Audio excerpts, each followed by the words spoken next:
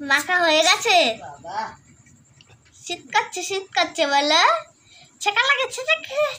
আমার গরম লাগছে তো। ঠান্ডা লাগে। গরম লাগছে। এদিক দিয়ে পেছনটা গোড়ালির দিকে।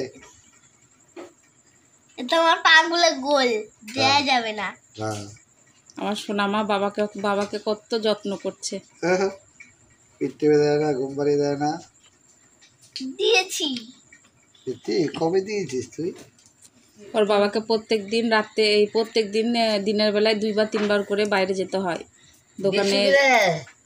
দোকানে সদাই আনতে। এবার রোদে হাত পা সব জ্বলে গেছে, মানে লঙ্কা বাটার মতো জ্বলছে। এবার ওর বাবা বলছে একটু বোলিং গরম করে দাও, আমি লাগাই।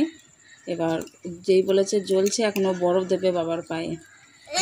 হয়ে গেছে, আর নাই, বরফ শেষ।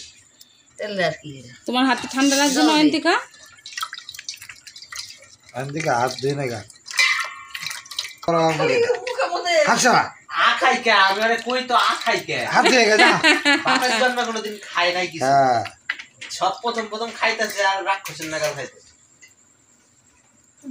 কি বললো রে দাদা এটা তোকে? রাক্ষস বললো। এমা দাদা তোকে বকলো তাই না? তুই দুষ্টামি করছিস ছোটবেলায় সবাই দুষ্টামি করে তাই না রে? দাদাকে বলে দে, দাদা তুইও দুষ্টামি করেছিস, বল দাদা কি দুষ্টামি করেছে বলে দে তো সবাইকে। খাবো করেছে। কি খাবো করেছে? আইসক্রিম। মানে ওর দাদা সারা রাস্তা দিয়ে যে গাড়ি যাক, মানে যে কটা যাবে সব কটা গাড়ির থেকে ওকে আইসক্রিম খেতে হবে।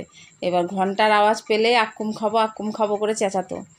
এবার ওর বাবা কী করতো, যখনই আইসক্রিমের গাড়ি আসছে বুঝতে পারতো, তখনই কাছে গিয়ে মানে বলে দিয়ে আসতো যে আমার বাড়ির সামনে দিয়ে আইসক্রিমের ঘন্টা বাজাবে না। এবার আইসক্রিমওয়ালাকে বলতো তুমি যদি বাজাও তাহলে আমি কিন্তু তোমার এই রাস্তা দিয়ে আসা বন্ধ করে দেবো। মানে ছেলেটার তো এবার ঠান্ডা লাগতো। এবার প্রত্যেকটা গাড়ির থেকে যদি আইসক্রিম খায় তাহলে তো জ্বরও এসে যেতে পারে ঠান্ডা লেগে। যার জন্য মানে ওর বাবা খুব সতর্ক থাকতো। বলে দাও দাদাকে, বলে দাদা তুইও ছোটোবেলায় খাবো করতিস। এই দুষ্টু মিষ্টি কিউট অয়ন্তিকাকে তোমাদের যদি ভালো লাগে তাহলে তোমরা পাশে থেকো। আর চ্যানেলে নতুন হলে চ্যানেলটাকে সাবস্ক্রাইব করে দিও। আর ভিডিওটা ভালো লাগলে একটা লাইক দিও।